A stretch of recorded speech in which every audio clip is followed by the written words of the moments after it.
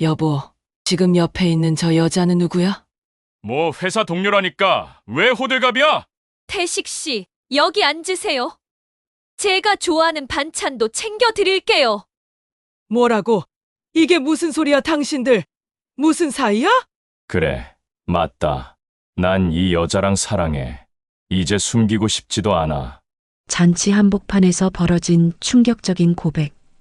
팔순을 맞은 어머니 앞에서 딸의 삶이 송두리째 흔들리던 순간, 남편과 상간녀가 함께 나타난 그날, 모든 게 무너져 내렸다. 과연 그녀는 이 무너진 삶 속에서 어떤 선택을 하게 될까? 그리고 숨겨져 있던 더 큰 진실은 무엇일까? 잠깐 1초만 투자해서 구독, 좋아요 버튼을 꾹 눌러주시면 영상 제작에 큰 힘이 됩니다. 지금 바로 시작하겠습니다. 5월의 따스한 오후 햇살이 서울 변두리 아파트 12층 베란다로 스며들고 있었습니다. 은희는 빨래를 걷으며 창밖으로 보이는 동네 풍경을 바라봤습니다. 30년 전 신혼 시절 이사 온 이 아파트는 이제 제법 낡아서 외벽 곳곳에 세월의 흔적이 묻어났습니다. 하지만 은희에게는 여전히 소중한 보금자리였죠. 아래층에서는 아이들의 제잘거리는 소리가 들려왔고, 옆동에서는 어머니들이 저녁 준비하는 소리가 희미하게 전해졌습니다. 은희야, 오늘 몇 시에 들어와? 현관문이 열리며 태식의 목소리가 들려왔습니다. 은희는 빨래바구니를 안고 거실로 나왔습니다. 남편 태식은 넥타이를 느슨하게 풀고 소파에 앉아 리모컨을 찾고 있었습니다. 50 중반의 나이에도 여전히 단정한 모습이었지만 언제부터인가 집에 돌아와서는 말수가 줄어든 것 같았습니다. 6시 반쯤 왔는데 못 봤나요? 저녁 준비하다가 빨래 걷고 있었어요. 아, 그래. 나도 방금 들어왔어. 태식은 텔레비전을 켜고는 채널을 이리저리 돌렸습니다. 뉴스에서는 경제 전망에 대한 이야기가 나오고 있었고, 곧이어 날씨 예보가 시작됐습니다. 은희는 빨래를 정리하며 남편의 뒷모습을 바라봤습니다. 결혼한 지 30년이 다 되어 가는데 언제부터인가 이런 식으로 서로 안부만 묻고 많은 대화가 일상이 되어버렸습니다.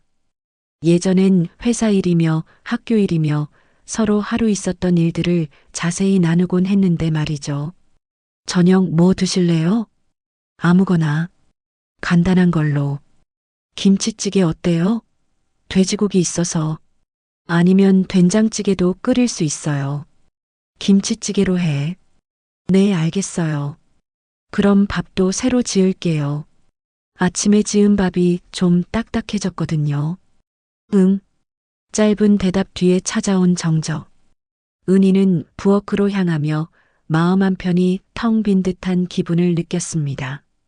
예전엔 이런 게 아니었는데 싶었지만 정확히 언제부터 달라졌는지는 기억이 나지 않았습니다. 아이들이 어릴 때는 저녁 식탁이 그렇게 시끄럽고 웃음소리로 가득했는데 이제는 텔레비전 소리만이 정막을 메우고 있었습니다. 부엌에서 김치찌개를 끓이며 은희는 오늘 하루를 되돌아봤습니다. 이제 정년까지 1년 남짓 남은 교직 생활. 오늘도 5학년 3반 아이들과 함께 국어 시간을 보냈습니다. 요즘 아이들은 예전과는 많이 달라져서 수업 중에도 집중력이 부족하고 휴대폰에 정신이 팔려 있는 경우가 많았습니다. 하지만 그래도 가끔 반짝이는 눈빛으로 질문을 던지는 아이들을 보면 보람을 느꼈습니다. 30년 가까이 아이들을 가르치며 보낸 시간들이 주마등처럼 스쳐갔습니다. 처음 발령받은 학교에서의 설렘, 첫 제자들과의 만남, 그리고 지금까지 수없이 많은 아이들과 함께한 추억들. 졸업한 제자들 중에는 이미 결혼해서 아이를 낳은 이들도 많았고 가끔 스승의 날이면 안부 인사를 전해오는 이들도 있었습니다. 선생님, 내년에 정년이시죠? 그 다음엔 뭐 하실 거예요? 오늘 동료 선생님이 물어본 말이 문득 떠올랐습니다. 정년. 아직 실감이 나지 않는 단어였지만 어느새 코앞에 다가온 현실이었습니다. 그 뒤의 삶은 어떻게 될까 하는 막연한 불안감이 가슴 한편을 스쳤습니다. 태식도 몇 년 후면 정년이 될 텐데 그러면 하루 종일 집에서 서로 마주보고 살아야 하는 건가 하는 생각에 괜히 답답해졌습니다. 김치찌개가 보글보글 끓기 시작했습니다. 은희는 간을 맞춰보고 두부와 대파를 넣었습니다. 어머니께서 가르쳐 주신 대로 김치는 충분히 볶아서 우린 다음에 물을 부어야 깊은 맛이 난다고 하셨는데 그 말씀이 지금도 생생했습니다. 여보, 찌개 다 됐어요. 식탁에 앉아 저녁을 먹는 동안에도 부부는 말이 없었습니다. 태식은 휴대폰을 보며 뭔가를 확인하고 있었고 은희는 그런 남편을 바라보며 어색함을 달래기 위해 텔레비전 소리에 귀를 기울였습니다. 뉴스에서는 물가 상승에 대한 이야기가 나오고 있었고 시민들의 인터뷰가 이어졌습니다. 참, 우리 큰아들 전화 왔는데 부산에서 잘 지내고 있대요. 요즘 야근이 많아서 힘들다고 하더라고요. 그래도 회사 분위기는 괜찮다고 해서 다행이에요. 그래, 몸 관리 잘하라고 해. 딸아이도 안부 전하라고 했어요. 시댁 어른들 건강하시냐고. 얼마 전에 시아버지께서 감기 걸리셨다고 걱정하더라고요. 응. 여전히 성의 없는 대답들. 은희는 속으로 한숨을 쉬었습니다. 아이들이 집을 떠난 지 벌써 몇 년이 흘렀는데 집안이 이렇게 조용할 줄은 몰랐습니다. 예전엔 아이들 때문에 바쁘고 시끄럽기만 했던 집이 이제는 너무나 고요했습니다. 큰아들은 대학교 졸업하자마자 부산에 있는 회사에 취직해서 떠났고 딸은 결혼해서 대전에서 살고 있었습니다. 태식은 휴대폰을 만지작거리며 뭔가 메시지를 확인하는 듯 했습니다. 화면의 불빛이 남편의 얼굴을 희미하게 비추고 있었는데 은희는 문득 궁금해졌습니다. 요즘 남편이 휴대폰을 보는 시간이 부쩍 늘어난 것 같았거든요. 예전에는 그런 게 없었는데 말이죠. 저녁을 마치고 설거지를 하며 은희는 문득 어머니 생각이 났습니다. 올해로 80이 되시는 어머니.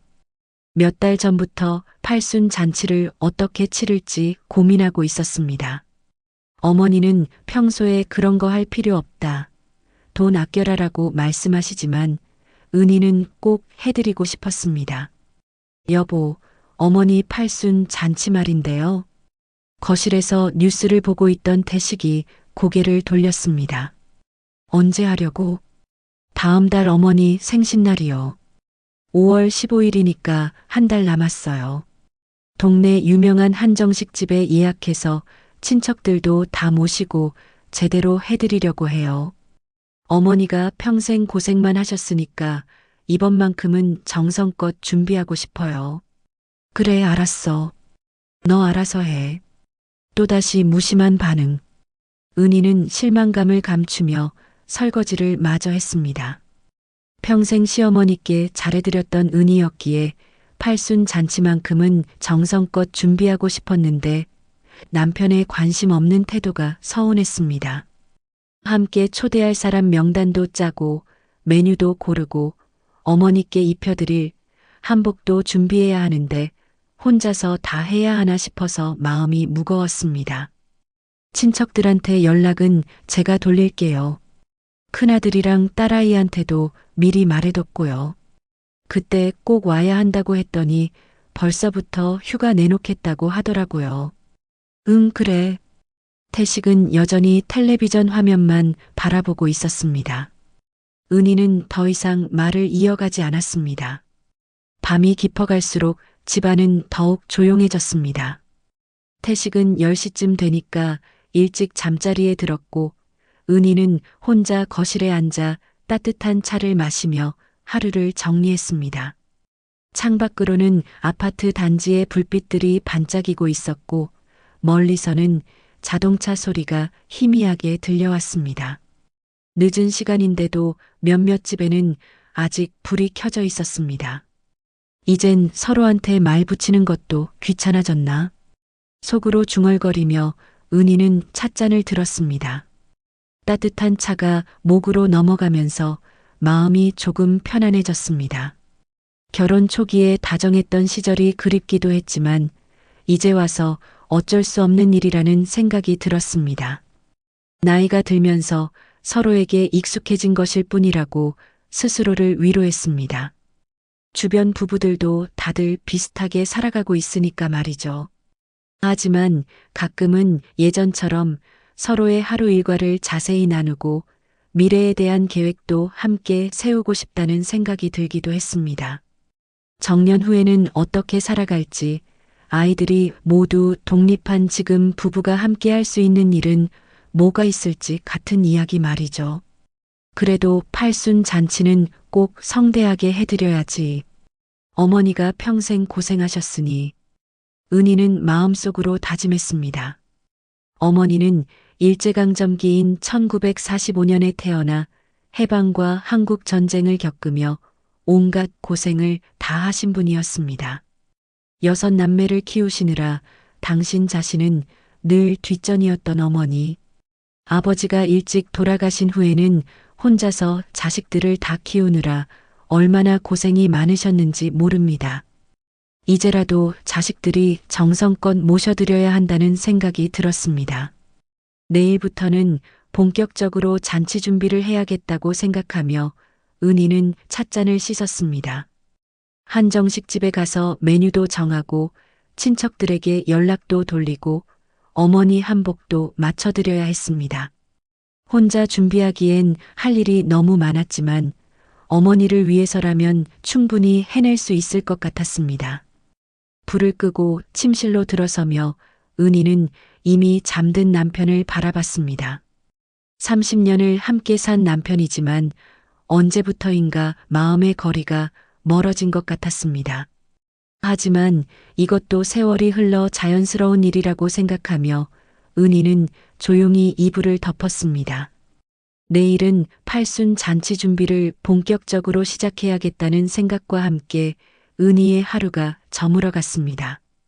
평온하지만 어딘가 공허한 일상 속에서 어머니의 팔순 잔치만이 은희에게 작은 설렘을 주는 일이었습니다. 다음 날 아침 은희는 평소보다 일찍 일어나 팔순 잔치 준비를 시작했습니다. 학교에 가기 전 시간을 활용해서 동네 한정식 집에 전화를 걸어봤습니다. 안녕하세요. 다음 달 15일에 팔순 잔치 예약하고 싶은데요. 네, 몇 분 정도 생각하고 계세요? 한 30명 정도 될 것 같아요. 친척들이랑 가족들 모시려고 하거든요. 전화 통화를 마치고 은희는 수첩에 할 일들을 적어 내려갔습니다. 한정식집 예약 확인, 친척들 연락처 정리, 초대장 준비, 어머니 한복 맞추기, 그리고 무엇보다 중요한 것은 가족들에게 정확한 날짜와 시간을 알려드리는 일이었습니다. 학교에서 돌아온 오후 은희는 본격적으로 팔순 잔치 준비에 몰두했습니다. 먼저 큰 고모님께 전화를 드렸습니다. 고모님 안녕하세요. 은희예요.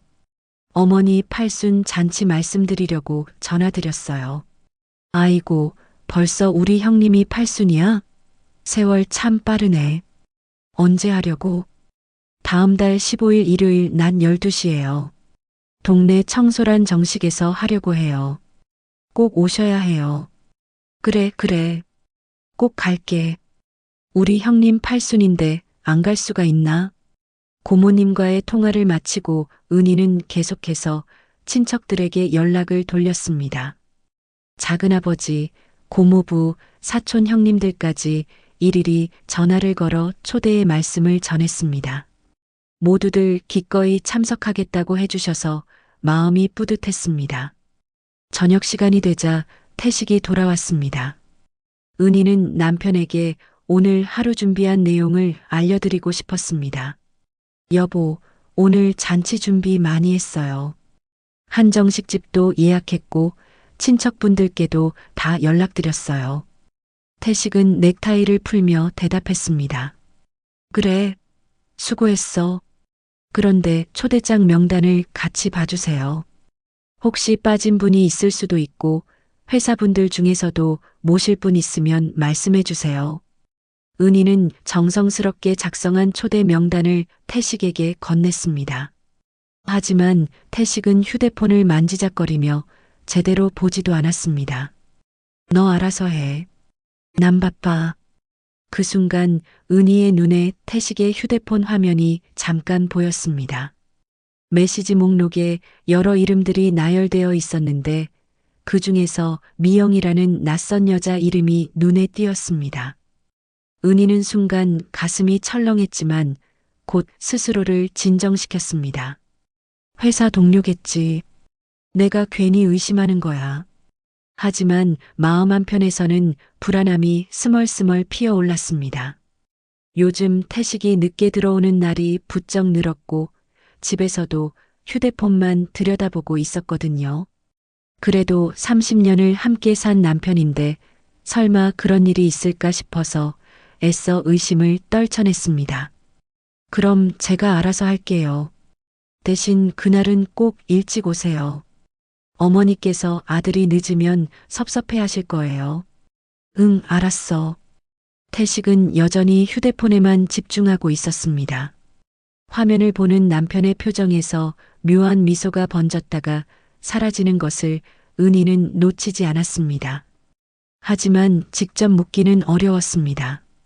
다음 날부터 은희는 더욱 열심히 잔치 준비에 매달렸습니다. 학교 일과를 마치고 돌아오면 바로 준비에 착수했습니다. 어머니께 입혀드릴 한복을 맞추러 한복집에 가서 고급스러운 자주색 한복을 골랐습니다. 어머니의 취향을 생각해서 너무 화려하지 않으면서도 품격 있는 디자인으로 선택했습니다. 어머니, 한복 맞춰드렸어요. 한번 입어보세요. 아이고, 이런 걸 왜 해? 돈만 들어가게. 어머니는 말씀하시면서도 은근히 기뻐하시는 것 같았습니다. 거울 앞에서 한복을 입어보시는 어머니의 모습이 정말 곱고 우아했습니다. 어머니, 정말 예쁘세요. 그날 모든 분들이 어머니 보고 감탄하실 거예요. 이 나이에 무슨 예쁘다는 소리야. 그래도 고맙다, 은희야. 어머니의 따뜻한 말씀에 은희는 마음이 뭉클해졌습니다. 평생 자식들을 위해 희생하신 어머니께 이런 기쁨이라도 드릴 수 있어서 보람을 느꼈습니다. 하지만 집에 돌아와서 태식과 마주할 때면 여전히 마음이 무거웠습니다. 남편은 점점 더 무관심해지고 있었고 잔치 준비에 대해서도 전혀 관심을 보이지 않았습니다. 여보, 메뉴는 어떻게 할까요? 한정식 집에서 여러 가지 코스를 제안해 줬는데 네가 좋은 걸로 해. 그럼 3만 원짜리 코스로 할게요. 너무 비싸지도 않고 음식도 푸짐하다고 하더라고요. 응. 시큰둥한 반응에 은희는 속이 상했지만 참았습니다. 어쩌면 회사 일이 바빠서 그런 것일 수도 있다고 생각하려 했습니다. 며칠이 지나면서 은희는 태식의 행동에서 더 많은 변화를 감지했습니다. 예전보다 집에 더 늦게 들어오고 주말에도 갑자기 나가는 일이 잦아졌습니다. 그리고 무엇보다 휴대폰을 손에서 놓지 않고 계속 확인하는 모습이 눈에 거슬렸습니다. 여보, 요즘 회사 일이 많이 바쁜가요? 응, 좀 바빠. 주말에도 나가야 하는 일이 있어요? 회사 사람들이랑 골프 치러 가는 거야. 태식의 대답은 간단했지만 어딘가 부자연스러운 느낌이 들었습니다. 예전에는 골프를 그렇게 좋아하지 않았는데 요즘 들어 자주 나간다고 하니까 이상했습니다. 팔순 잔치가 일주일 앞으로 다가왔을 때 은희는 마지막 점검을 위해 한정식 집에 다시 갔습니다. 음식 준비는 완벽했고 좌석 배치도 어르신들이 편하게 앉으실 수 있도록 잘 준비되어 있었습니다. 사장님, 혹시 당일에 문제될 일은 없겠죠? 걱정하지 마세요. 저희가 팔순 잔치 많이 해봤거든요. 완벽하게 준비해 드릴게요. 한정식 집 사장의 말에 안심이 되었지만 한편으로는 남편이 그날 제대로 참석할지 걱정이 되었습니다. 요즘 태식의 모습을 보면 과연 어머니의 팔순 잔치에 마음을 두고 있는지 의문이 들었거든요. 집으로 돌아가는 길에 은희는 문득 예전 일들이 떠올랐습니다.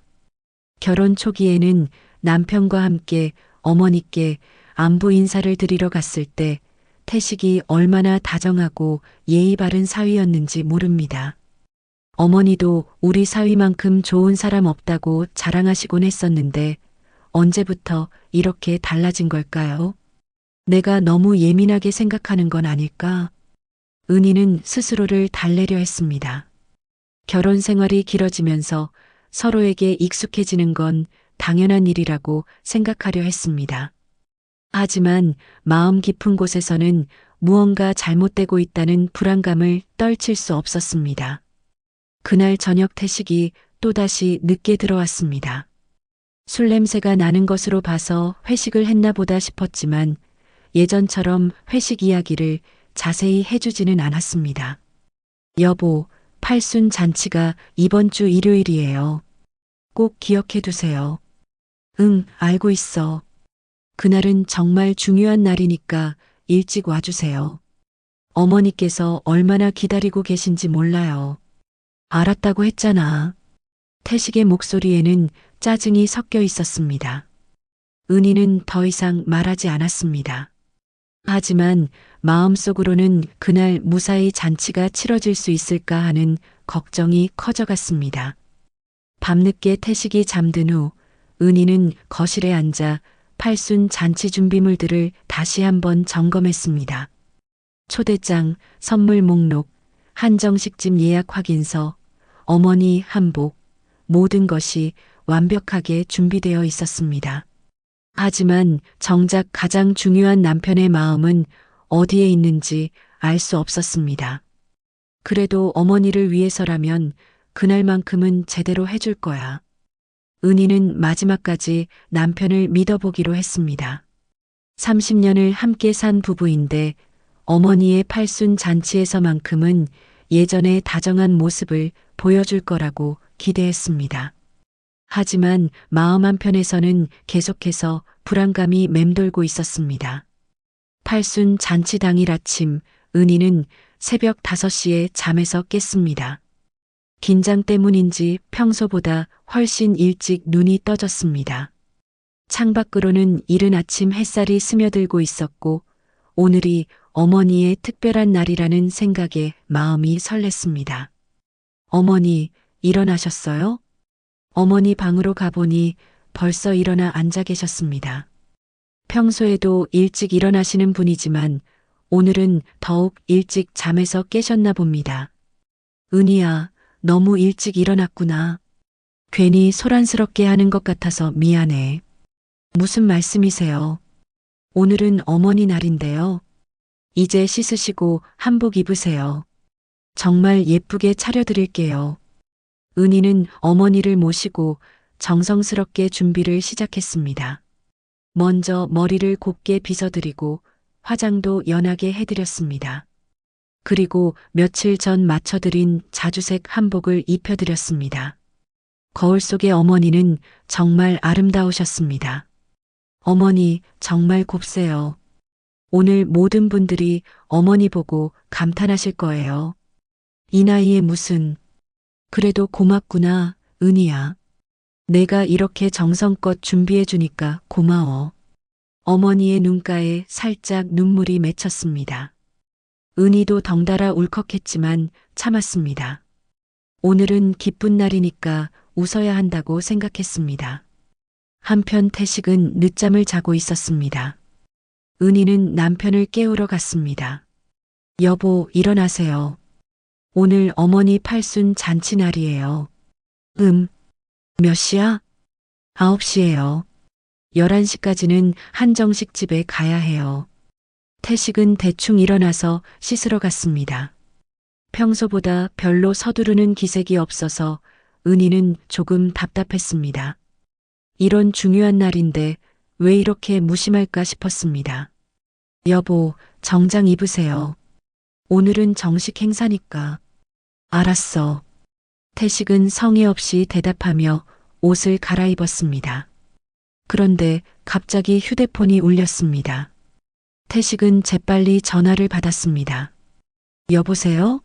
아, 네. 잠깐만요. 태식은 베란다로 나가서 전화 통화를 했습니다. 은희는 누구와 통화하는지 궁금했지만 직접 묻지는 못했습니다. 통화가 끝나고 들어온 태식의 표정이 어딘가 어색해 보였습니다. 누구 전화였어요? 회사 사람. 간단한 대답이었지만 은희는 뭔가 이상하다는 느낌을 받았습니다. 일요일 아침에 회사 사람이 전화할 이유가 있을까 싶었거든요. 드디어 한정식 집으로 출발할 시간이 되었습니다. 은희는 어머니와 함께 택시를 타고 먼저 가기로 했습니다. 태식은 자가용으로 따로 오겠다고 했습니다. 여보, 늦지 마세요. 어머니께서 기다리고 계실 거예요. 알았어. 금방 갈게. 청솔한 정식에 도착하니 벌써 몇몇 친척분들이 와 계셨습니다. 큰고모님, 작은아버지, 사촌 형님들이 어머니를 보자마자 반갑게 인사를 드렸습니다. 형님, 정말 곱게 차려입으셨네요. 8순이 맞아요? 7순인 줄 알았어요. 아이고, 무슨 소리야. 이제 죽을 날만 기다리는 몸인데. 그런 말씀하지 마세요. 100세까지 건강하게 사셔야죠. 친척들의 인사말에 어머니는 환하게 웃으셨습니다. 평소에 집에서는 외롭게 지내시는 경우가 많았는데 오늘은 정말 행복해 보이셨습니다. 곧이어 큰아들과 며느리가 부산에서 올라왔습니다. 딸과 사위도 대전에서 왔습니다. 오랜만에 온 가족이 모인 자리여서 분위기가 한층 화기애애해졌습니다. 할머니, 생신 축하드려요. 선물도 준비했어요. 손자, 손녀들이 어머니께 선물을 드리자 어머니의 얼굴에 더욱 큰 미소가 번졌습니다. 온 가족이 모여서 어머니를 중심으로 사진도 찍고 즐거운 시간을 보내고 있었습니다. 그런데 시간이 지나도 태식이 오지 않았습니다. 잔치 시작 시간인 12시가 되었는데도 보이지 않았습니다. 은희는 점점 불안해졌습니다. 은희야, 태식이는 언제 와? 어머니께서 물어보시자 은희는 당황했습니다. 곧 올 거예요. 차가 막혀서 늦는 모양이에요. 하지만 속으로는 화가 치밀어 올랐습니다. 이런 중요한 날에 왜 이렇게 늦는 걸까요? 휴대폰으로 전화를 걸어봤지만 받지 않았습니다. 다른 친척들도 하나둘씩 태식을 찾기 시작했습니다. 사위는 아직 안 왔나? 회사 일 때문에 조금 늦는다고 했어요. 은희는 어쩔 수 없이 거짓말을 해야 했습니다. 어머니 앞에서 남편이 무책임하다는 소리를 들을 수는 없었거든요. 시간은 계속 흘러갔고 음식도 나오기 시작했습니다. 한정식집 사장님이 와서 인사를 드렸습니다. 어르신, 오늘 8순 잔치를 진심으로 축하드립니다. 저희가 정성껏 준비했으니까 맛있게 드세요. 고맙습니다. 수고해 주셔서. 어머니는 정중하게 인사를 받으셨지만 은희는 마음이 편하지 않았습니다. 주인공인 어머니 옆에 사위가 없다는 게 너무 어색했거든요. 잔치가 본격적으로 시작되고 1시간이 지났을 때 드디어 한정식집 문이 열렸습니다. 태식이 들어왔습니다. 그런데 은희는 눈을 의심했습니다. 태식의 옆에는 낯선 여자가 당당히 팔짱을 끼고 함께 들어오고 있었던 것입니다. 순간 잔치 분위기가 얼어붙었습니다. 모든 사람들의 시선이 태식과 그 여자에게 쏠렸습니다. 은희는 심장이 덜컥 내려앉는 느낌이었습니다. 그 여자는 30대 후반쯤 되어 보였습니다. 화려한 옷차림에 진한 화장을 하고 있었고 태식의 팔에 친밀하게 매달려 있었습니다. 도대체 이게 무슨 상황인지 은희는 이해할 수 없었습니다. 늦어서 죄송합니다. 태식은 태연하게 인사를 했지만 그 옆에 여자를 소개하지는 않았습니다. 친척들은 서로 수군거리기 시작했습니다. 저 여자가 누구야? 회사 동료인가? 근데 왜 팔짱을 끼고 있지? 은희는 온몸이 떨렸습니다. 어머니의 팔순 잔치에 남편이 낯선 여자와 함께 나타나다니 이런 일이 있을 수 있을까요? 친척들 앞에서 이렇게 망신을 당하다니. 여보. 은희가 태식을 부르려고 했지만 목소리가 나오지 않았습니다. 태식은 마치 아무 일도 아닌 듯이 어머니께 다가갔습니다. 어머니, 팔순 진심으로 축하드립니다. 고맙다, 태식아. 그런데 저분은 어머니께서 조심스럽게 물어보시자 태식은 대답했습니다. 아, 회사 동료 미영 씨예요. 어머니 팔순 잔치 소식을 듣고 축하 인사를 드리고 싶다고 해서 함께 왔습니다. 미영이라는 여자는 어머니께 정중하게 인사를 드렸습니다. 어르신, 팔순 진심으로 축하드려요. 저는 태식 씨 회사 동료 미영이라고 해요. 하지만 그 여자의 말투와 행동에서는 단순한 회사 동료라고 보기 어려운 친밀함이 느껴졌습니다. 태식을 부르는 말투도 너무 다정했고 계속해서 태식 곁에 바짝 붙어 있었습니다. 은희는 머리가 하얘졌습니다. 이런 상황을 어떻게 받아들여야 할지, 어떻게 대처해야 할지 전혀 모르겠었습니다. 친척들의 시선이 따가웠고 어머니의 당황스러운 표정이 가슴을 아프게 했습니다. 평생 준비해온 어머니의 팔순 잔치가 이런 식으로 망가지다니. 은희는 눈물이 터질 것 같았지만 참았습니다. 어머니 앞에서 울 수는 없었거든요. 하지만 상황은 점점 더 악화되고 있었습니다. 미영이라는 여자는 마치 이 자리의 주인인 양 행동하고 있었고 태식도 그런 그녀의 행동을 제지하지 않았습니다. 은희의 가슴 속에서는 분노와 절망이 동시에 치밀어 올랐습니다. 30년 결혼 생활에서 이런 굴욕을 당하게 될 줄은 꿈에도 생각하지 못했습니다. 미영은 태식 옆자리에 앉더니 마치 이 자리의 안주인인 양 행동하기 시작했습니다. 은희는 그 모습을 지켜보며 온몸이 떨렸습니다. 하지만 어머니의 팔순 잔치를 망칠 수는 없다는 생각에 꾹 참고 있었습니다. 태식 씨, 여기 앉아요. 제가 좋아하는 반찬도 챙겨드릴게요. 미영은 태식에게 애교 섞인 목소리로 말했습니다. 그 말투에서 느껴지는 친밀감은 단순한 회사 동료 사이의 것이 아니었습니다. 태식도 그런 미영의 행동을 자연스럽게 받아들이고 있었습니다. 친척들의 표정이 점점 굳어졌습니다. 큰 고모님은 은희를 걱정스럽게 바라보셨고 작은아버지는 눈살을 찌푸리셨습니다. 사촌 형님들도 서로 눈빛을 주고받으며 수군거렸습니다. 저 여자 뭐야? 왜 저렇게 행동하지? 회사 동료라고 했는데 너무 이상하지 않아? 은희가 얼마나 당황스러울까? 친척들의 속삭임이 은희의 귀에 들려왔습니다. 얼굴이 화끈거렸지만 어쩔 수 없었습니다. 어머니는 상황을 파악하시고 표정이 어두워지셨습니다. 미영은 계속해서 태식에게 관심을 쏟았습니다. 반찬을 떠서 주고 물을 따라주고 심지어 태식의 옷깃을 정리해주기까지 했습니다. 그 모습을 보는 은희의 마음은 찢어질 것 같았습니다. 미영 씨, 회사에서는 어떤 일을 하세요? 큰아들이 어색한 분위기를 깨려고 질문했습니다. 저는 기획팀에서 일해요. 태식 씨와는 같은 부서거든요. 그래서 자주 보게 되죠. 미영의 대답에서도 태식과의 특별한 관계를 암시하는 뉘앙스가 느껴졌습니다. 은희는 주먹을 꽉 쥐었습니다. 그런데 일요일에 잔치까지 따라오시다니 정말 친하신가 보네요. 딸이 조금 날카롭게 말했습니다. 딸도 이 상황이 이상하다는 걸 눈치챈 것 같았습니다. 아, 태식 씨가 어머님 팔순 잔치 이야기를 하시길래 축하 인사를 꼭 드리고 싶었어요. 제 어머니도 몇 년 전에 팔순을 맞으셨거든요.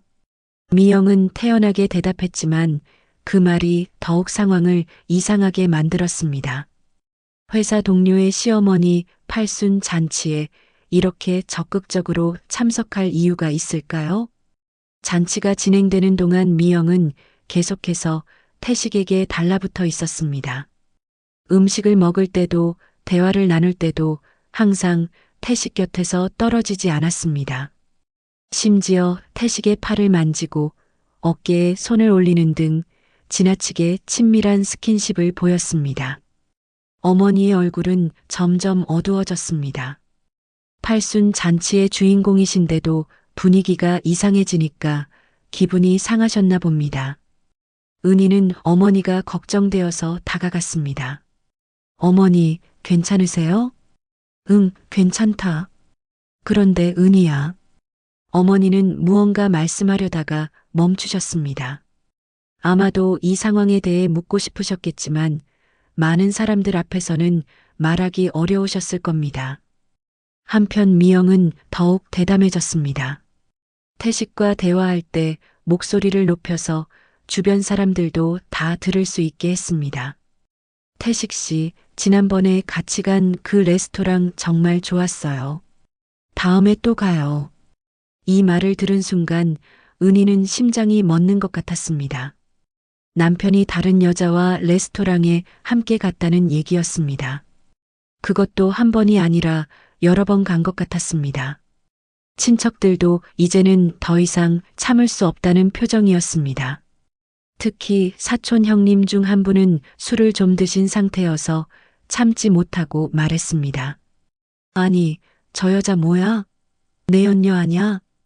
갑작스러운 말에 잔치 분위기는 완전히 얼어붙었습니다. 모든 사람들이 그쪽을 바라봤고 미영의 얼굴이 하얗게 질렸습니다. 형님, 그런 말씀은. 다른 친척이 말리려 했지만 이미 늦었습니다. 아니야, 나는 못 참겠어.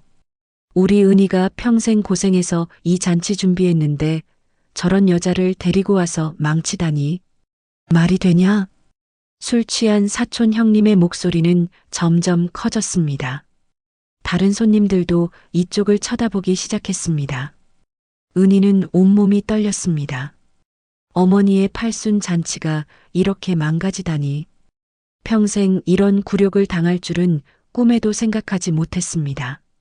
형님, 제발 조용히 해주세요. 은희가 애원하듯 말했지만 상황은 이미 걷잡을 수 없이 악화되고 있었습니다. 태식은 이제야 당황한 기색을 보였습니다. 하지만 미영을 떼어놓으려고 하지는 않았습니다. 오히려 미영을 감싸려는 듯한 모습을 보였습니다. 잠깐 오해가 있는 것 같은데. 태식이 말하려고 했지만 이미 분위기는 최악이 되어 있었습니다. 어머니는 충격을 받으신 듯 안색이 하얘지셨습니다. 팔순 잔치가 이렇게 망가지는 걸 보시니까 얼마나 속상하실까요? 할머니, 괜찮으세요? 손자가 걱정스럽게 물었지만 어머니는 대답하지 못하셨습니다. 미영은 이제야 상황의 심각성을 깨달은 듯 당황해했습니다. 하지만 여전히 태식 곁을 떠나지 않았습니다. 저는 정말 회사 동료일 뿐이에요. 미영이 변명했지만 아무도 믿지 않았습니다. 지금까지의 행동을 봤을 때 단순한 동료 관계가 아니라는 게 너무 명백했거든요. 은희는 눈물이 터질 것 같았지만 꾹 참았습니다. 어머니 앞에서 울 수는 없었습니다. 하지만 가슴이 너무 아팠습니다. 30년 결혼 생활이 이렇게 무너질 줄은 몰랐습니다. 친척들은 더 이상 음식을 먹지 못했습니다. 분위기가 완전히 망가져서 잔치가 계속될 수 없는 상황이었습니다. 어머니, 집으로 모셔다 드릴까요? 큰아들이 조심스럽게 물었습니다. 이런 상황에서 더 이상 잔치를 계속할 수는 없었으니까요. 하지만 태식은 아직도 상황 파악을 못하고 있는 것 같았습니다. 미영과 함께 앉아서 마치 아무 일도 없었다는 듯이 행동하고 있었습니다. 은희는 절망감에 빠졌습니다. 어머니의 팔순 잔치가 이렇게 망가지다니. 평생 준비해온 소중한 날이 한순간에 무너져 버렸습니다. 그리고 무엇보다 충격적인 것은 남편의 배신이었습니다. 30년을 함께 살아온 남편이 다른 여자와 바람을 피우고 있었고, 심지어 어머니의 팔순 잔치에까지 그 여자를 데리고 와서 모든 걸 망쳐버렸습니다. 어머니는 계속 안색이 좋지 않으셨습니다. 이런 충격적인 상황이 어르신께는 너무 큰 스트레스가 되실 것 같았습니다. 어머니, 괜찮으세요? 병원에 가볼까요? 은희가 걱정스럽게 물었지만 어머니는 고개만 저으셨습니다. 잔치는 이렇게 망가진 채로 끝날 수밖에 없었습니다. 평생 꿈꿔온 어머니의 팔순 잔치가 최악의 결말을 맞게 된 것입니다. 분위기가 최악으로 치달으면서 태식의 얼굴에도 변화가 일어났습니다. 처음에는 당황하는 기색을 보이더니 이제는 오히려 개방적인 태도를 보이기 시작했습니다. 마치 더 이상 숨길 것도 없다는 듯한 표정이었습니다. 형님, 왜 그렇게 화를 내세요? 술에 취한 사촌 형님에게 태식이 대들듯이 말했습니다. 그 순간 은희는 남편의 얼굴에서 지금까지 본 적 없는 낯선 모습을 발견했습니다. 화를 내긴 이게 말이 되는 소리야? 우리 은희 어머니 팔순 잔치에 딴 여자를 데리고 와서 그게 뭐 어때서요? 회사 동료가 축하하러 온 건데. 태식의 말에는 전혀 미안하다는 기색이 없었습니다. 오히려 짜증이 섞여 있었습니다. 은희는 이런 남편의 모습이 믿어지지 않았습니다. 미영도 이제는 당당해졌습니다.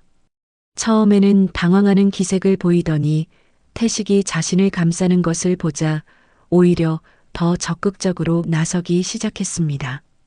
맞아요. 저는 정말 축하하러 온 거예요. 왜 이렇게 몰아세우시는 거죠? 미영의 말투에는 도전적인 느낌이 들어 있었습니다. 마치 자신이 이 자리에 있을 정당한 권리가 있다는 듯이 말했습니다. 어머니는 이 모든 상황을 지켜보시며 점점 안색이 나빠지셨습니다. 손이 떨리시는 것이 눈에 보였습니다. 어머니, 괜찮으세요?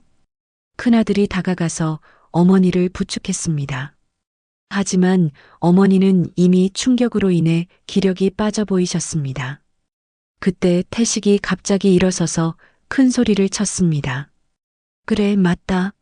나 이 여자랑 사랑한다. 순간 잔치 집안이 조용해졌습니다. 모든 사람들이 태식을 바라봤습니다. 은희는 귀를 의심했습니다. 설마 남편이 이런 말을 할 줄은 꿈에도 생각하지 못했습니다. 내가 나한테 준 건 잔소리랑 무관심뿐이었어. 이 여자는 나를 이해해주고 사랑해줘. 태식의 목소리는 점점 커졌습니다. 다른 테이블의 손님들도 이쪽을 쳐다보기 시작했습니다. 은희는 천둥에 맞은 것 같았습니다. 어머니의 팔순 잔치 자리에서 남편이 자신의 불륜을 당당하게 고백하다니. 이런 일이 현실에서 일어날 수 있는 건가요? 태식아, 너 지금 뭐 하는 거야? 작은아버지가 화를 내셨지만 태식은 멈추지 않았습니다. 뭐 하긴요? 진실을 말하는 거죠. 나는 더 이상 거짓말로 살 수 없어요. 어머니 팔순 잔치에서 이게 뭐 하는 짓이야? 큰아들이 분노에 차서 소리쳤습니다. 하지만 태식은 이미 이성을 잃은 상태였습니다. 미영도 태식의 말에 힘을 얻었는지 더욱 당당해졌습니다. 맞아요. 우리는 진짜 사랑해요.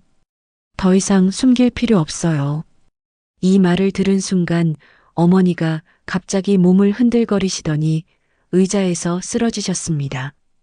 어머니, 은희가 비명을 지르며 달려갔습니다. 어머니는 의식을 잃으신 상태였습니다. 119 불러, 빨리. 큰아들이 소리쳤고 잔치집은 순식간에 아수라장이 되었습니다. 어머니, 정신 차리세요.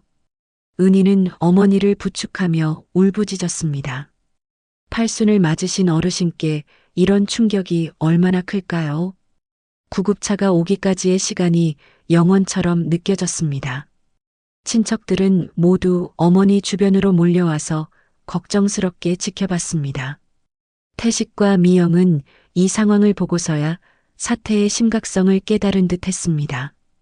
하지만 이미 늦었습니다. 은희야, 이건 내가 원한 게 아니야. 태식이 변명하려 했지만 은희는 쳐다보지도 않았습니다. 지금은 어머니만이 중요했습니다. 구급차가 도착해서 어머니를 병원으로 모셔갔습니다. 은희와 가족들은 모두 병원으로 따라갔습니다. 응급실에서 기다리는 동안 은희는 모든 것이 꿈만 같았습니다. 아침에는 행복한 팔순 잔치를 꿈꿨는데 하루 만에 모든 것이 무너져 버렸습니다. 어머니 팔순 날에 우리 가정이 산산조각 나다니 내 인생이 이렇게 허망하게 끝나는 건가. 은희는 속으로 중얼거렸습니다. 30년 결혼 생활이 한순간에 무너진 것 같았습니다. 의사가 나와서 어머니의 상태를 설명해 주었습니다. 충격으로 인한 일시적인 실신입니다. 다행히 큰 문제는 없지만 어르신 나이를 생각하면 며칠은 입원해서 경과를 지켜봐야겠습니다. 그나마 생명에는 지장이 없다는 말에 은희는 조금 안심했습니다. 하지만 마음은 여전히 무거웠습니다. 병실에 누워 계신 어머니를 보니 가슴이 찢어질 것 같았습니다. 평생 고생하신 어머니의 팔순 잔치를 이렇게 망쳐버리다니. 엄마 미안해요. 정말 미안해요. 은희는 어머니의 손을 잡고 울었습니다. 어머니는 깨어나신 후에도 말씀을 별로 하지 않으셨습니다. 태식은 병원에 따라왔지만 멀찍이 떨어져 있었습니다. 미영은 어디로 갔는지 보이지 않았습니다. 큰아들과 딸은 아버지를 쳐다보지도 않았습니다. 특히 딸은 눈물을 흘리며 분노를 감추지 못했습니다. 아빠, 어떻게 그럴 수 있어요? 할머니 팔순 잔치에서. 딸의 원망에 찬 목소리에 태식은 고개를 숙였습니다. 이제야 자신이 저지른 일의 심각성을 깨달은 것 같았습니다. 밤이 깊어가도록 은희는 어머니 곁을 지켰습니다. 오늘 하루 일어난 일들이 믿어지지 않았습니다. 아침에는 어머니의 한복을 입혀드리며 행복해했는데 저녁에는 병실에서 어머니의 손을 잡고 울고 있습니다. 내 삶이 정말 이렇게 끝나는 건가? 은희는 절망감에 빠져 있었습니다. 남편의 배신, 어머니의 쓰러짐, 모든 것이 한꺼번에 닥쳐왔습니다. 하지만 그 순간 어머니가 미약하게 손을 움직이셨습니다. 은희야, 내 어머니, 깨어나셨어요? 미안하다. 내 잔치를 망쳐서. 어머니께서 힘없이 말씀하시자 은희의 눈물이 더욱 쏟아졌습니다. 무슨 말씀이세요? 제가 미안해요. 어머니 팔순 잔치를 제대로 못 해드려서. 아니야. 넌 잘못이 없어. 그 사람이 그런 사람인 줄 몰랐구나. 어머니의 말씀에 은희는 더욱 오열했습니다. 평생 고생만 하신 어머니께서 이런 일까지 당하시다니. 그날 밤 은희는 어머니 병실에서 밤을 새웠습니다. 지금까지의 인생을 되돌아보며 앞으로 어떻게 살아야 할지 깊은 고민에 빠졌습니다. 30년 결혼 생활이 하루 만에 무너졌지만 어머니는 살아계시고 자신도 살아있습니다. 이제는 새로운 선택을 해야 할 때가 온 것 같았습니다. 창밖으로는 새벽이 밝아오고 있었습니다. 어둠이 지나고 새로운 하루가 시작되는 것처럼 은희의 인생도 새로운 전환점을 맞고 있었습니다. 병원에서 보낸 며칠은 은희에게 깊은 성찰의 시간이었습니다. 어머니의 상태는 안정되었지만 정신적인 충격으로 인해 말씀을 거의 하지 않으셨습니다. 은희는 어머니를 간병하며 자신의 지난 삶을 차근차근 되돌아봤습니다. 나는 늘 가정을 위해 희생한다고 믿었지만 정작 내 삶을 돌본 적이 없었구나. 병실 창가에 앉아 중얼거리는 은희의 마음은 복잡했습니다.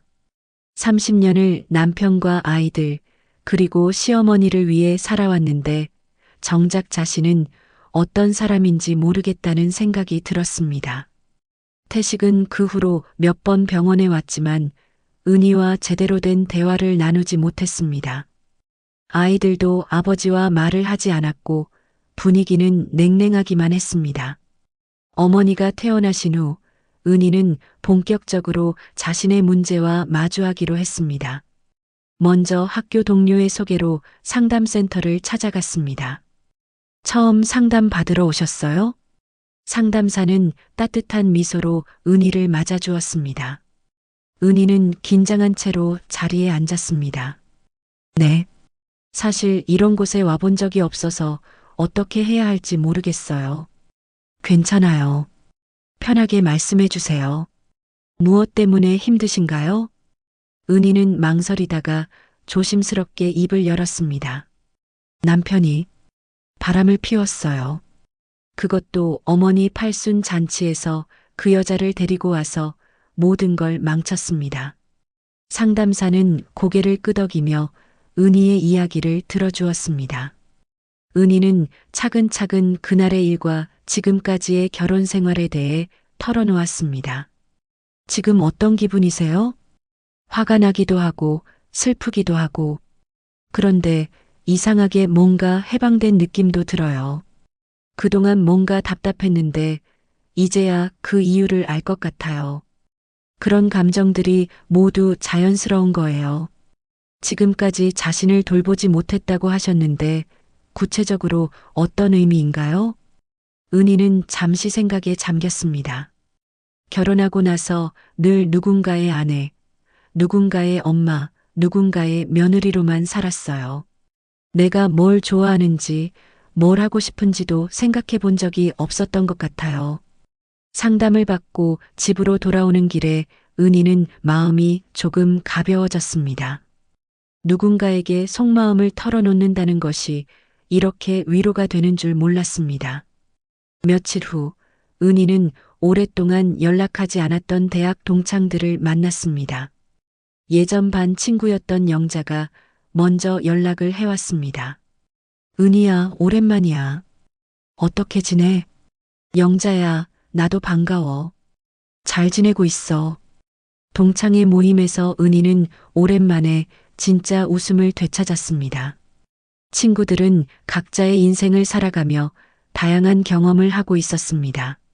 나는 남편 죽고 나서 도서관에서 자원봉사하고 있어. 아이들한테 책 읽어주는 거야. 정말 보람 있어. 나는 작년에 요리 학원 다녀서 지금 작은 반찬 가게 운영하고 있어. 늦었지만 내일을 갖게 되니까 기분이 좋더라. 친구들의 이야기를 들으며 은희는 자신도 뭔가 새로운 일을 시작하고 싶다는 생각이 들었습니다.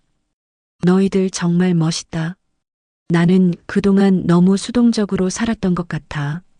은희야, 아직 늦지 않았어. 정년하면 시간도 많아질 텐데 그때부터 내가 하고 싶은 일 찾아봐. 친구들의 격려에 은희는 용기를 얻었습니다. 그동안 잃어버렸던 자신의 모습을 찾고 싶다는 마음이 간절해졌습니다. 집에 돌아와서 은희는 태식과 마주쳤습니다. 팔순 잔치 이후로 제대로 대화를 나누지 못했던 터라 어색했습니다. 어디 갔다 와? 친구들 만나고 왔어요. 그래. 태식도 무언가 말하려다가 멈췄습니다. 아마도 그날의 일에 대해 사과하고 싶었을 수도 있었지만 쉽게 입이 떨어지지 않는 것 같았습니다. 그때 딸에게서 전화가 왔습니다. 엄마, 안녕하세요. 할머니는 어떠세요? 많이 좋아지셨어. 걱정하지 마. 엄마, 저희가 주말에 올라갈게요. 엄마랑 얘기하고 싶은 게 있어요. 딸의 목소리에는 평소와 다른 진지함이 있었습니다. 주말에 딸과 사위가 찾아왔습니다. 큰아들도 부산에서 올라와서 온 가족이 모였습니다. 태식도 자리에 있었지만 분위기는 여전히 어색했습니다. 엄마, 우리가 상의해서 결정한 게 있어요. 딸이 조심스럽게 말을 꺼냈습니다. 엄마, 이제 엄마 인생 사세요. 우리도 엄마가 웃는 걸 보고 싶어요. 딸의 말에 은희는 가슴이 뭉클해졌습니다. 그동안 엄마는 우리를 위해서만 사셨잖아요. 이제는 엄마가 행복한 일을 찾아서 하셨으면 좋겠어요. 큰아들도 거들었습니다. 엄마, 저희는 이미 다 성인이고 각자 살 길이 있어요. 엄마는 엄마 자신을 위해 사세요. 아이들의 말을 들으며 은희는 울컥했습니다. 그동안 아이들을 위해 희생했다고 생각했는데 정작 아이들은 엄마의 행복을 바라고 있었던 것입니다. 고마워, 정말 고마워. 은희는 눈물을 흘리며 아이들을 안았습니다. 오랜만에 느끼는 진정한 위로였습니다. 태식은 이 모든 상황을 지켜보며 복잡한 표정을 지었습니다. 아마도 자신이 저지른 일의 무게를 느끼고 있을 것입니다. 그날 밤 은희는 오랜만에 깊게 잠들었습니다. 그동안 마음속에 쌓여있던 무거운 짐을 조금씩 내려놓는 기분이었습니다. 다음 주부터는 상담을 정기적으로 받기로 했고 정년 후에 할 수 있는 일들도 알아보기로 했습니다. 친구들이 추천해준 자원봉사 활동에도 관심이 생겼습니다. 무엇보다 중요한 것은 이제부터 자신을 위해 살겠다는 결심이었습니다. 30년을 다른 사람들을 위해 살았다면 이제는 자신의 행복을 찾을 차례였습니다.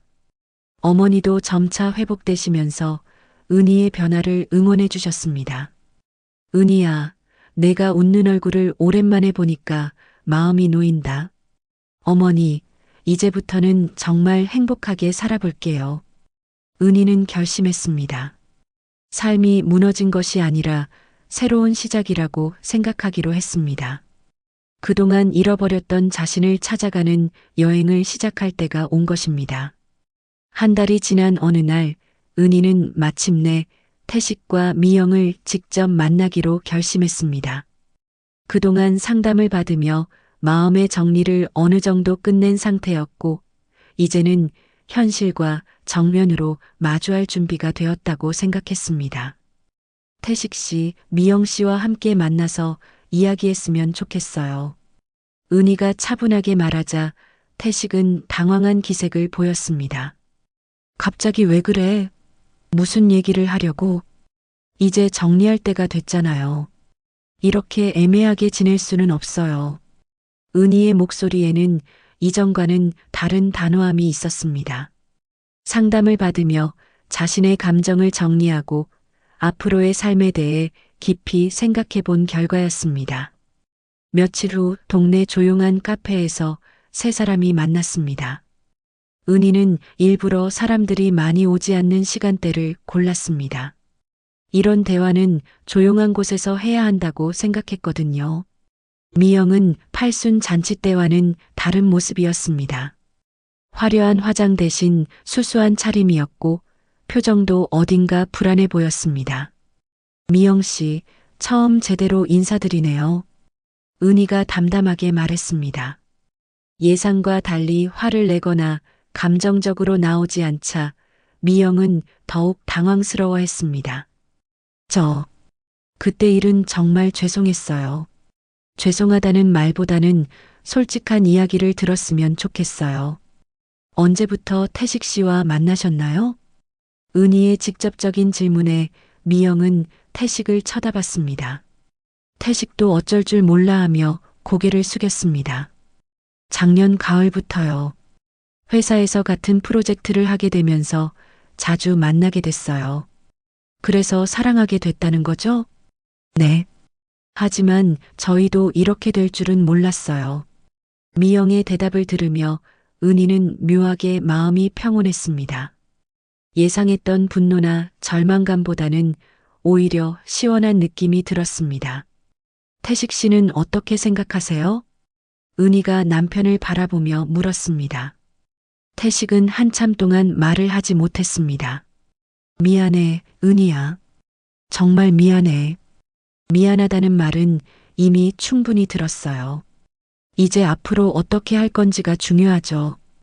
은희의 냉정한 태도에 태식은 더욱 당황했습니다. 아마도 은희가 울며불며 매달리거나 화를 낼 거라고 예상했을지도 모릅니다. 내가 나를 배신한 건 부끄럽지 않다 해도 어머니 팔순 잔치날에 그 짓을 한 건 용서할 수 없어요. 은희의 목소리에는 깊은 실망감이 담겨 있었습니다. 그날은 정말 실수였어. 미영이가 너무 가고 싶다고 해서. 실수요? 어머니가 쓰러질 정도로 충격을 받으신 게 실수라고요? 은희의 날카로운 지적에 태식은 할 말을 잃었습니다. 그때 미영이 입을 열었습니다. 사실 저도 고민이 많아요. 무슨 고민이요? 태식 씨와의 관계 말이에요. 처음에는 정말 사랑한다고 생각했는데 요즘 들어서는 확신이 서지 않아요. 미영의 뜻밖의 고백에 태식의 표정이 굳어졌습니다. 무슨 소리야, 미영아? 솔직히 말하면 저도 다른 사람이 있어요. 순간 카페 안이 조용해졌습니다. 태식은 믿을 수 없다는 표정으로 미영을 바라봤습니다. 뭐라고? 제가 진짜 좋아하는 사람은 따로 있어요. 태식 씨는 그냥 외로울 때 위로가 되는 존재였을 뿐이에요.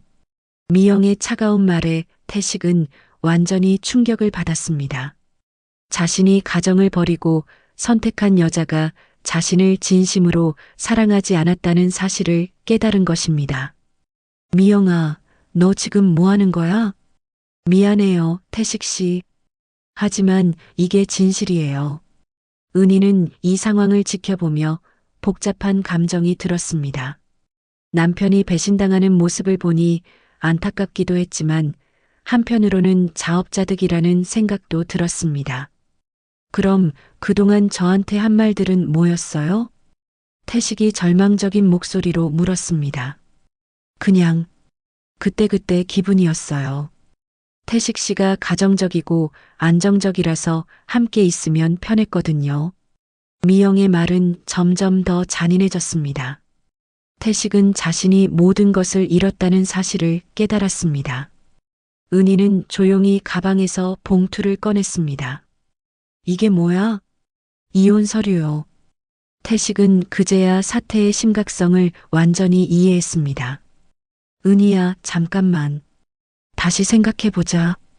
이미 충분히 생각했어요.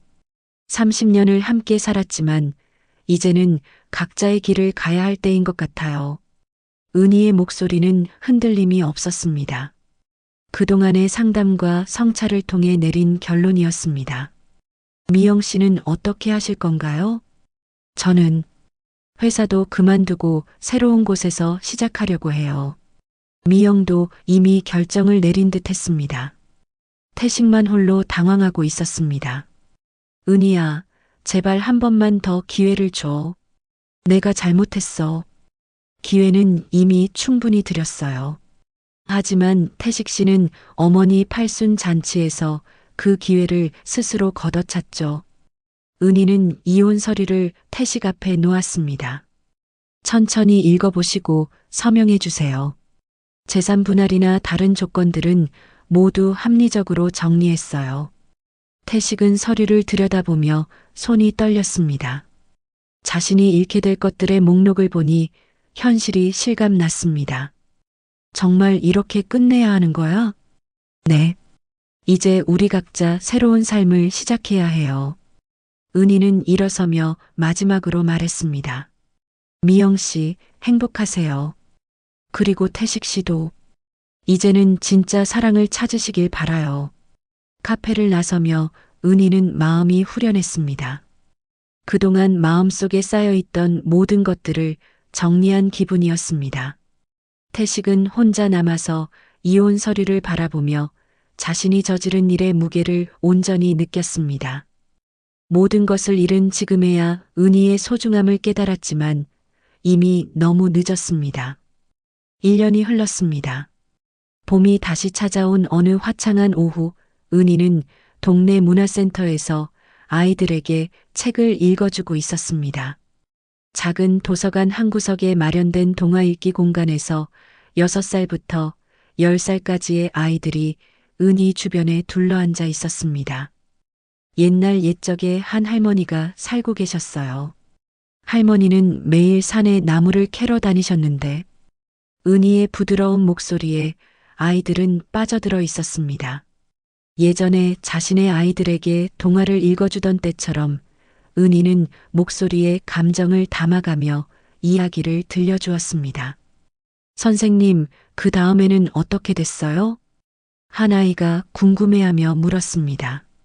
할머니가 착한 마음으로 동물들을 도와주니까 동물들도 할머니를 도와드렸답니다. 서로 도우며 사는 게 얼마나 아름다운 일인지 알 수 있죠? 이야기를 마치자 아이들은 박수를 쳤습니다. 은희는 그 순간 마음속 깊은 곳에서 올라오는 따뜻한 기쁨을 느꼈습니다. 선생님, 다음 주에도 또 오세요. 네, 그럼요. 다음 주에는 더 재미있는 이야기를 가져올게요. 아이들을 배웅하고 나서 은희는 문화센터 관계자와 간단한 이야기를 나눴습니다. 은희 선생님 덕분에 아이들이 책 읽기를 정말 좋아하게 됐어요. 부모님들도 많이 감사해하고 계세요. 저도 아이들 만나는 게 정말 즐거워요. 이렇게 보람 있는 일을 할 수 있어서 감사합니다. 집으로 돌아가는 길에 은희는 지난 1년을 되돌아봤습니다. 이혼 절차를 마치고 새로운 삶을 시작한 지 벌써 1년이나 흘렀습니다. 처음에는 막막하기도 했지만 지금은 매일매일이 새롭고 의미 있게 느껴졌습니다. 정년 퇴직 후 은희는 다양한 활동을 시작했습니다. 문화센터에서 아이들에게 책을 읽어주는 자원봉사가 그중 하나였고, 주말에는 지역 도서관에서 독거 어르신들을 위한 말벗 봉사도 하고 있었습니다. 집에 도착하니 어머니가 거실에서 손녀와 함께 텔레비전을 보고 계셨습니다. 팔순 잔치 이후 건강이 많이 회복되신 어머니는 이제 딸과 함께 대전에서 지내다가 가끔 은희를 만나러 오셨습니다. 어머니, 오늘 손녀랑 같이 오셨네요. 할머니가 엄마 보고 싶다고 해서 함께 왔어요. 딸이 반갑게 인사했습니다. 요즘 딸은 은희의 변화된 모습을 보며 정말 기뻐했습니다. 엄마, 요즘 정말 밝아지셨어요. 예전보다 훨씬 행복해 보여요. 그래, 나도 그런 것 같아. 뭔가 내 인생을 사는 기분이야. 은희는 진심으로 웃었습니다. 예전에는 의무감으로 웃었다면 이제는 마음에서 우러나오는 진짜 웃음이었습니다. 저녁 식사를 준비하며 어머니와 대화를 나눴습니다. 은희야, 내가 이렇게 당당하게 살아가는 모습을 보니까 마음이 놓인다. 어머니, 처음에는 정말 무서웠어요. 혼자 살아갈 수 있을까 싶기도 했고요. 하지만 잘 해내고 있잖니. 오히려 예전보다 더 생기 있어 보여. 어머니의 말씀에 은희는 고개를 끄덕였습니다. 실제로 혼자 사는 것이 외롭기보다는 자유로웠습니다. 누구에게 눈치 보지 않고 자신이 하고 싶은 일을 할 수 있다는 것이 얼마나 소중한지 새삼 깨달았습니다. 그런데 태식이는 어떻게 지내는지 소식 들어? 어머니가 조심스럽게 물어보셨습니다. 큰아들한테 들으니까 혼자 작은 원룸으로 이사가서 살고 있다고 해요. 그 여자는 진짜로 회사 그만두고 어디론가 떠났다더라고요. 그래. 자업자득이긴 하지만 그래도 30년을 함께 산 사이인데 안타깝기도 하구나. 저도 미워하지는 않아요. 다만 다시 함께 살 수는 없을 것 같아요. 이제 저는 제 길을 가려고요. 은희의 마음에는 더 이상 원망이나 분노가 없었습니다. 상담을 통해 감정을 정리하고 새로운 삶을 시작하면서 마음의 평화를 찾았습니다. 며칠 후 은희는 대학 동창들과 다시 만났습니다. 요즘은 한 달에 한 번씩 정기적으로 모임을 갖고 있었습니다. 은희야, 정말 많이 밝아졌다. 예전에는 뭔가 억압된 느낌이었는데 지금은 완전히 달라졌어. 맞아. 눈빛도 다르고 말투도 달라졌어. 진짜 자신만의 삶을 사는 것 같아. 친구들의 말에 은희는 부끄러우면서도 뿌듯했습니다. 너희들 덕분이야. 그때 용기를 줘서 고마워. 우리가 뭘 했다고. 원래 은희 안에 있던 모습이 드러난 거지. 모임을 마치고 집으로 돌아오는 길에 은희는 자신의 변화를 실감했습니다. 예전에는 남편이나 아이들 걱정에 밤잠을 설쳤는데 이제는 내일 아이들에게 어떤 책을 읽어줄까, 주말에는 어떤 봉사활동을 할까 하는 즐거운 고민들이 머릿속을 채웠습니다. 집에 도착해서 은희는 베란다에 나가 밤하늘을 올려다봤습니다. 별들이 반짝이고 있었고 시원한 바람이 불어왔습니다. 모든 게 무너진 날은 내 인생의 끝이 아니라 새로운 시작이었구나. 은희는 속으로 중얼거렸습니다. 1년 전 그 끔찍했던 팔순 잔치날을 떠올려 봤습니다. 그때는 세상이 끝난 것 같았는데 지금 생각해 보니 그날이 진짜 자신의 인생이 시작된 날이었습니다. 다음 주에는 새로운 봉사활동도 시작할 예정이었습니다. 지역 복지관에서 홀로 사시는 어르신들께 도시락을 배달하는 일이었습니다. 또한 문화센터에서는 성인을 대상으로 한 독서 토론 모임도 만들어 보자는 제안을 받았습니다. 은희는 미래에 대한 설렘으로 가슴이 뛰었습니다. 50이 넘은 나이에 이런 설렘을 느낄 수 있다는 것이 신기했습니다. 휴대폰에 큰아들에게서 메시지가 왔습니다. 엄마, 다음 주에 부산에서 올라갈게요. 엄마 만나고 싶어요. 요즘 정말 행복해 보여서 저도 기뻐요. 은희는 미소를 지으며 답장을 보냈습니다. 좋아, 기다릴게. 엄마가 맛있는 것 해놓을게. 아이들도 이제는 은희의 새로운 삶을 응원해주고 있었습니다. 처음에는 부모님의 이혼이 충격적이었지만 은희가 점점 밝아지는 모습을 보면서 이해하게 되었다고 했습니다. 밤이 깊어갈수록 은희의 마음은 더욱 평온해졌습니다. 내일은 또 어떤 좋은 일들이 기다리고 있을까 하는 기대감으로 가슴이 따뜻했습니다. 은희는 침실로 들어가며 거울 속 자신의 모습을 바라봤습니다. 1년 전과는 완전히 다른 표정이었습니다. 눈빛에는 생기가 넘쳤고 입가에는 잔잔한 미소가 머물고 있었습니다. 고생했어, 은희야. 이제 정말 행복하게 살자. 거울 속 자신에게 말하며 은희는 하루를 마감했습니다. 내일도 모레도 그리고 앞으로 남은 모든 날들이 자신만의 것이라는 생각에 마음이 벅찼습니다. 창밖으로는 새벽이 밝아오고 있었습니다. 어둠이 지나고 새로운 하루가 시작되는 것처럼 은희의 새로운 인생도 매일매일 새롭게 시작되고 있었습니다. 이제 더 이상 누군가의 그늘에 가려진 삶이 아니라 자신만의 빛을 발하며 살아가는 진정한 은희의 삶이었습니다.